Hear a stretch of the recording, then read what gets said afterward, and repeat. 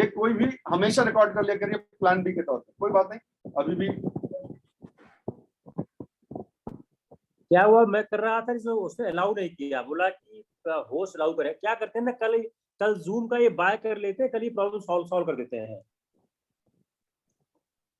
जो ये टाइम का इशू आ रहा है, कल जूम का जो सब्सक्रिप्शन है जी सर, उसको कल ले लेते हैं, तो क्या है, कल से आसान हो जाएगा। आज लास्ट है, अभी बस रात में बाय कर लेता हूँ। हाँ, तो कल से हम लोग जूम के सब्सक्रिप्शन शुरू करते हैं, क्योंकि ये ज्यादा सुविधाजनक है।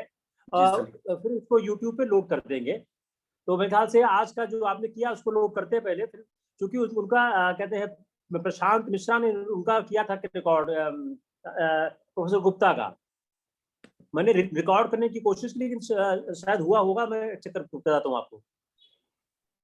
सर कल से सब रेगुलर हो जाएगा सर, ये तो वैसे भी बेसिक्स है सर। जब मेन शुरू होगा सर तो हम लोग छोड़ेंगे ही नहीं मौका, और सर कल से दिक्कत ही नहीं आएगी सर। तीसरा क्या ना कि जो आपका दूसरा फिगर था जिसमें वो था कहते हैं वो सारे एज बने हैं, वो प्रीलिम्स के लिए बहुत अच्छा वो फिगर है। उसको जस्ट दैट, उसमें क्या है, जो दिया गया है किस फेज में कौन से आदमी आए हैं, ये नहीं वो ना जिसमें सारी एज है। जी सर, जी सर। या अब देखो इसमें सवाल कैसे बनेगा कि जो इतने सारे जो पेलोसिन, इयोसिन, ओलिगोसिन, मायोसिन और पियोसिन, ये जो 5 एज है, पांचों एज पे सवाल बनने के सफिशिएंट चांसेस हैं।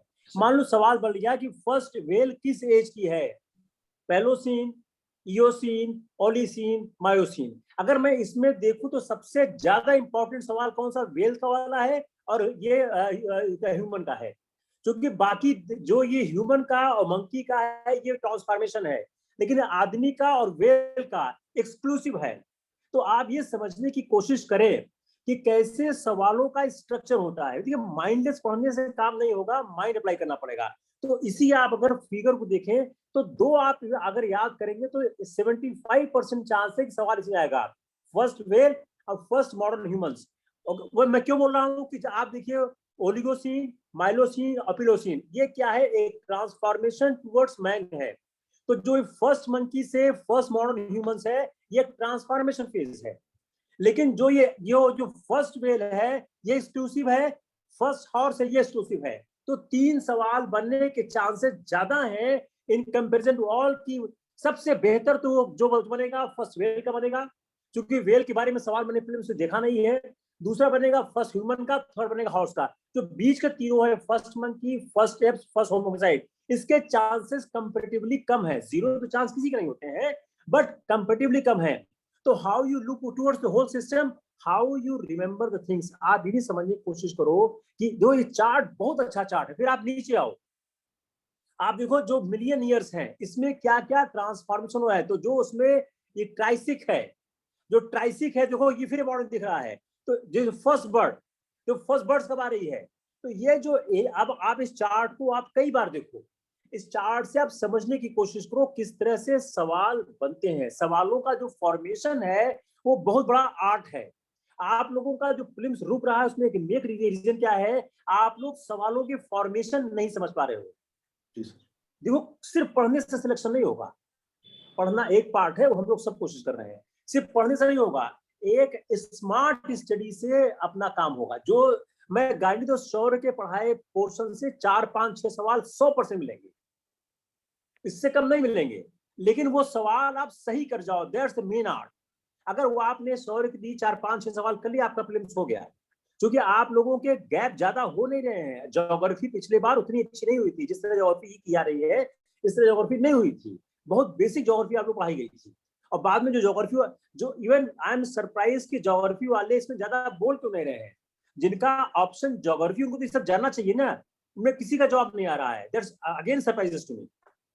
Thank you sir.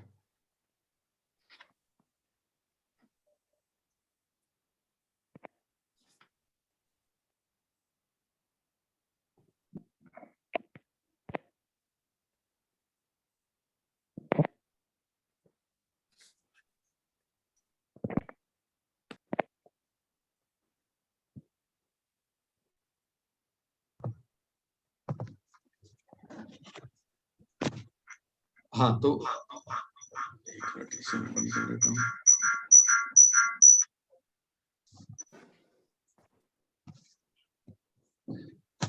अभी आवाज आ रही है मेरी? Yes sir. अच्छा जी, तो जैसा कि सर ने बताया, एकदम उसी दृष्टिकोण से इसको पढ़ना। मेन चीज यही है दोस्तों कि किस दृष्टिकोण, किस पर्सपेक्टिव से आप इस चीज को पढ़ रहे हैं और एनालाइज कर रहे हैं। ठीक है, तो मेन 4-5 फ्रेम बना लीजिए अपने माइंड में, 4-5 फ्रेम। उसी फ्रेम में इस पूरी पिक्चर को फिट करने का कोशिश कीजिए कि यदि हमको एब्सर्ड भी ना होना हो कि एब्सर्ड टाइप के सवाल बनाए, लेकिन यदि हमको किसी का वाकई टेस्ट करना हो अंडरस्टैंडिंग, तो हम किस प्रकार के क्वेश्चन बनाएंगे। तो हम ऐसे क्वेश्चन बनाएंगे जहां पर बहुत ही मिलती जुलती चीजें हैं और फाइन लाइंस हैं। जहां पर तो जहां पर भी फाइन लाइंस होंगी या जो हिस्टोरिकल इवेंट्स होंगे वो पूछेगा यूपीएससी एक चिरकुट टाइप का सवाल नहीं पूछेगा कि छोटा सा ये कैसे हुआ, वो कैसे हुआ, नहीं। अब वो समय चला गया। ठीक है, आपसे वो पूछा जाएगा जहां पर 80% लोगों को, 90% लोगों को वो तो मालूम है, लेकिन उसके बाद वाला स्टेप जो फाइन लाइन ऑफ डिस्टिंक्शन है उसमें फंस जा रहा है, तो वैसा चीजें पूछेगा। ठीक है, इस चीज को ध्यान रखिएगा। तो हम जियोलॉजिकल टाइम स्केल एक तरह से मैं भी आपको इसको पूरा एक एक करके पढ़ा भी सकता हूं, but I do not see the point, क्योंकि ये सेल्फ इलस्ट्रेटिंग जो है पिक्चर्स है, और हम लोग सौभाग्यशाली हैं कि इस तरह का जो है, इस तरह की सामग्री उपलब्ध है। तो इसे आप देख लीजिएगा एक नजर। किसी को कोई दिक्कत आएगी तो बताएगा। एनसीईआरटी में भी सिर्फ एक टेबल में ये सारी चीज दी गई है। जितने इवेंट्स एनसीईआरटी में लिखे हुए हैं राइट साइड में टेबल के सबसे लास्ट कॉलम में, उन इवेंट्स को यहाँ पर ध्यान से देख लीजिएगा। तो पिक्टोग्राफिक होने की वजह से आपको अच्छे से ये चीज याद हो जाएगी। बस इतनी सी बात है। अच्छा, तो इन एजेस का आप देखिए कैसे इसको हम लोग एक्स्ट्रापोलेट कर रहे हैं, अपनी नॉलेज को एक्स्ट्रापोलेट करने का सीखिए।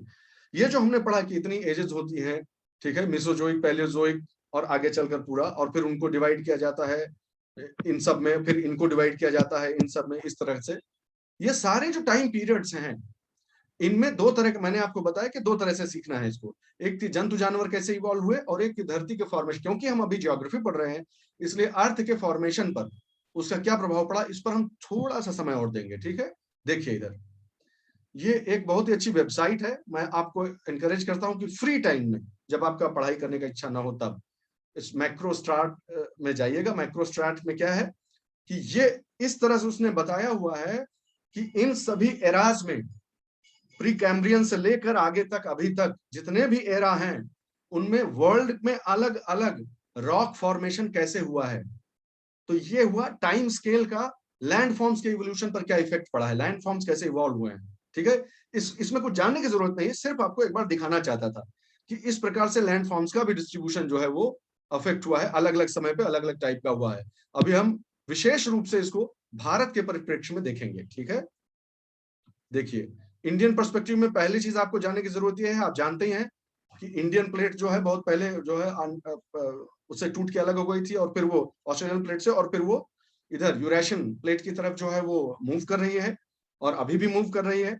तो भाई, तो हल्का से एक आइडिया आना चाहिए। मैं सिर्फ चाहता हूं कि आपको टाइम का ब्रॉड आइडिया हो। ठीक है, एक बर्ड्स आई व्यू आपको टाइम का हो, मैं रखने के लिए नहीं कह रहा हूं।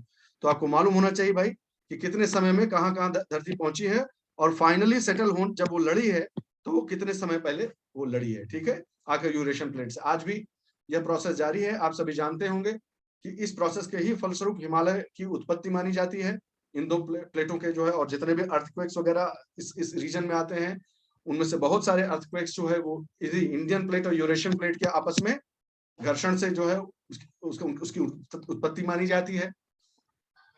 यहां पर मैं थोड़ा आपसे डिटेल में ध्यान चाहता हूं। आपको अगला 3 मिनट सिर्फ इसी पे चाहता हूं, ध्यान से इसको देख लीजिए, और मैं आपको एक्सप्लेन भी कर देता हूं। ठीक है, इस चीज को मैं एक्सप्लेन भी करना चाहता हूं। देखिए कैसे अलग अलग पीरियड्स में, जैसे वहां जंतु जीव पढ़े थे ना, वैसे ही अलग अलग पीरियड्स में किस प्रकार भारत के, जैसे वर्ल्ड का आपको दिखाई दिया मैंने, वैसे ही भारत के जो अलग अलग हिस्से हैं, जो लैंड फॉर्म्स, जो स्ट्रक्चर है, बेड रॉक है, वो बेड रॉक किस युग में कहां कहां पर जो है वो स्थापित हुआ है।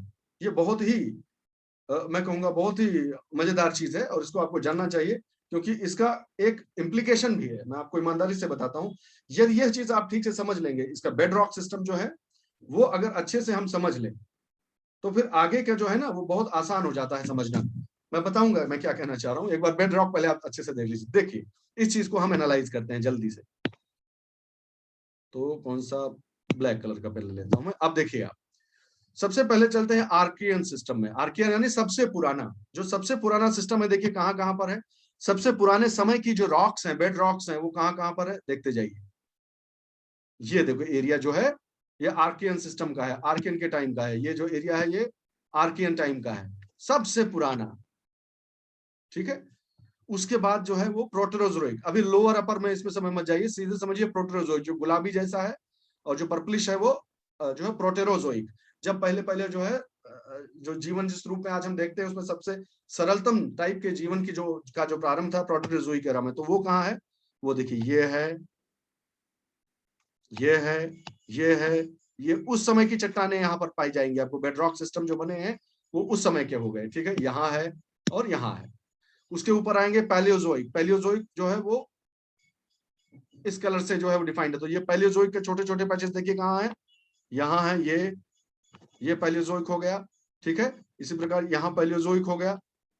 ये सब छोटी छोटी चीजें जानिए, ठीक है। इस पर बहुत ही तीक्ष्ण प्रश्न नहीं आएगा, ऐसा नहीं आएगा कि पैलियोजोइक का जो है डिस्ट्रीब्यूशन किस स्टेट में है किस में नहीं है, थोड़ा ज्यादा ही डीप हो जाएगा। लेकिन हल्का सा एक दिमाग में पिक्चर होनी चाहिए आपके कि भाई यहाँ पर इस समय में रॉक्स बनी थी। तो जियोलॉजिकल टाइम स्केल पढ़ने का ये बहुत जरूरी पक्ष है। हम लोग अक्सर जीव जंतु को पढ़ के खत्म कर देते हैं, लेकिन दो चीज और पढ़ लीजिएगा। एक तो अर्थ के फॉर्मेशन के समय कौन कौन सी मुख्य खगोलीय घटनाएं हुई थी, और दूसरा कि अपने भारत की धरती पर अलग अलग समय में जो रॉक्स बनी है वो कहां कहां पर है, ठीक है। इस बात को आप समझ गए। अभी ये फिर से समय समाप्त होता दिख रहा है, तो इसके बाद फिर से हम थोड़ा सा पॉज लेंगे इस चीज पर, और फिर एक लास्ट सेशन करके तब उठा जाएगा। आज लास्ट सेशन करना जरूरी है।